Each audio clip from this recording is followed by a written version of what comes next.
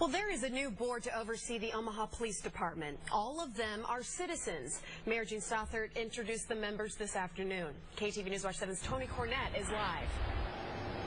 The 5 new members of the board and the 1 alternate were introduced by the mayor about 2 hours ago. That is 1 new member on the board from each of the 4 police precincts, 1 at-large member, and then that 1 alternate. They were chosen from 160 people who applied, and here's who they are. Ira Combs, a community liaison nurse coordinator at Nebraska Medical Center.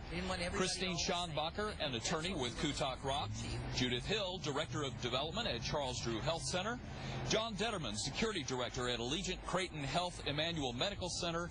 The at-large member is Butch Laquana, a member of former Mayor Mike Fahey's staff and currently executive director of the Council Bluffs Community Education Foundation. And the alternate is John Wright, a retired Air Force officer, Vietnam veteran, and currently a computer consultant.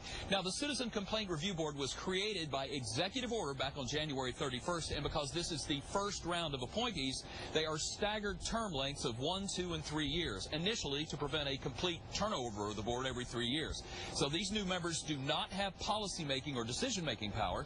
The board is designed simply to review citizen complaints about police and then deliver findings and recommendations to the mayor, who then puts that information into the hands of the relevant parties. The mayor says these new board members are dynamic, intelligent, and they represent diversity.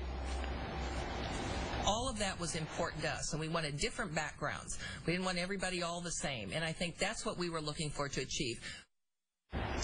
Now, the board also is going to have at its disposal a 3-member advisory staff comprising police, human rights, and legal departments. But before that very first meeting is even set, they've got 8 hours of training they've got to knock out, which includes, tellingly, a couple of very important police ride-alongs.